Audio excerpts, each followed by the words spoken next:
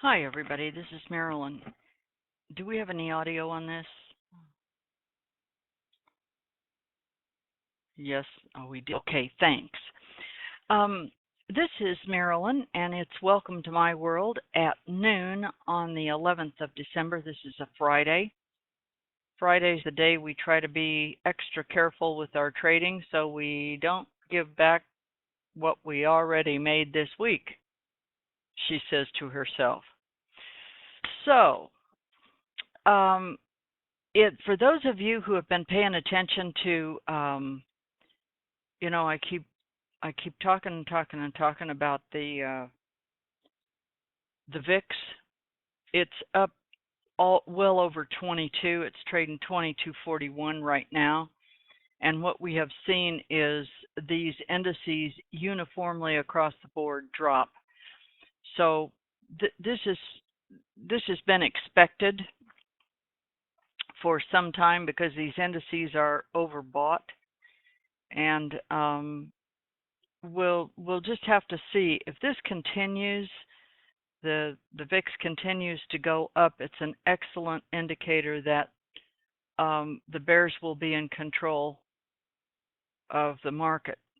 How long that might last, of course, is anybody's guess, but for the time being, since that's what we trade is in the here and now,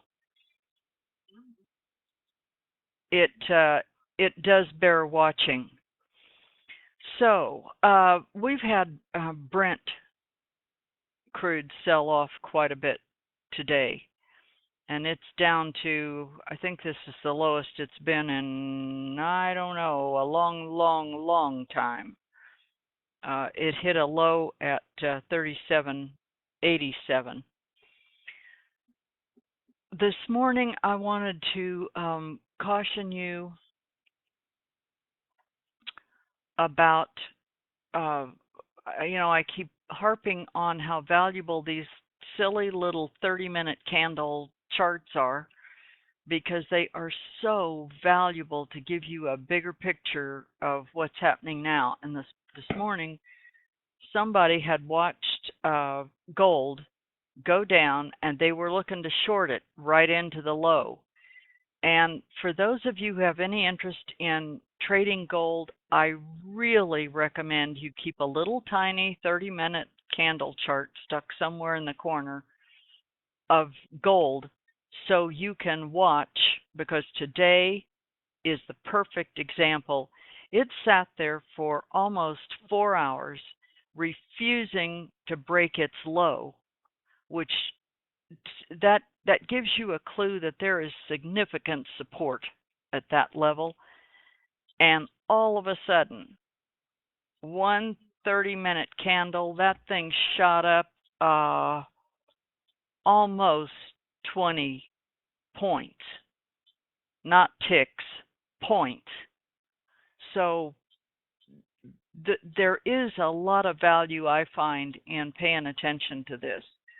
And when you see one of these things that sits here forever and it either won't break the low or won't break the high, the bus driver he's adding up his tickets there for how many passengers he's got going which way. But it gives you a good indication that it's going to take some serious effort to break that low or break that high when you've got those many 30-minute candles all in the same little place. The big trade of this morning was that huge move up in gold, and there was also a big move up in bonds. So this is typical of what can happen when the indices start to go at bargain basement prices.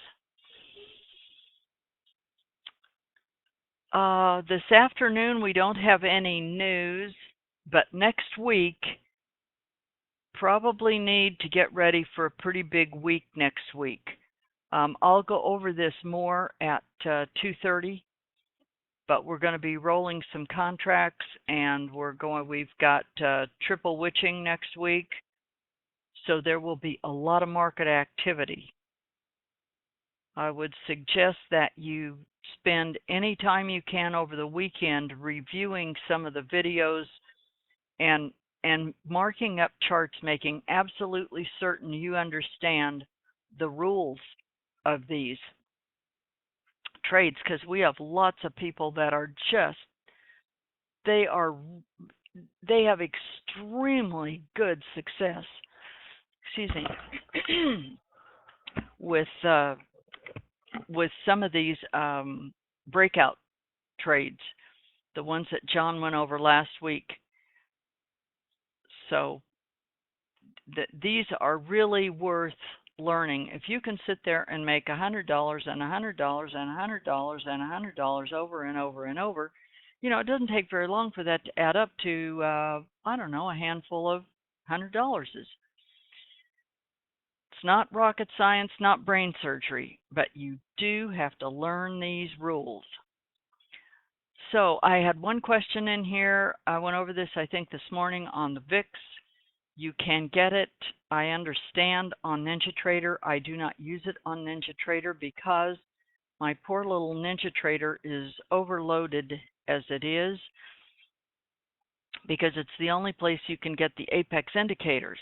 And for 30-minute candles, you don't need apex indicators. You just need 30 minutes. So those can be, I think Jeff just put in a spot on the SIBO that you can do. I have a TOS platform, Thinkorswim, and I know Daryl uses that for an alternate data feed, because with a funded account, your data feed is live and it is free. And you can fund a live account with $3,000, or you can transfer in other assets and satisfy that requirement. But then you have redundancy built into your trading. So if you're questioning what a price is, you've got another platform immediately you can go to with reliable free feed. And it does support now the European indices. So having said that, it's not anything I watch like a hawk, but I do pay attention to that, particularly in this kind of an environment. We are in a global geopolitical, I don't know what you call this. Anyway, it's not very stable. And markets do not like uncertainty at all. We also in the U.S. are coming up on a major presidential election year. So the volatility might be a little much for the next year. It's a good thing to get in the habit of just monitoring that. I don't watch it like a hawk, but I've got a pretty good idea where that thing is almost all the time. So with that, I have found these swings on the iZone charts to be really helpful. These things are very, very useful if you want to trade the breakouts on these. On crude oil today, there was only this one down here, but on the indices, there were several. And I have noticed that YM is really easy with those too. So anyway, I'll come back at 2:30 and we'll see what the afternoon has brought us. This has been my view from my world in Apex land, brought to you by Apex Investing. I'll see you about 2:30.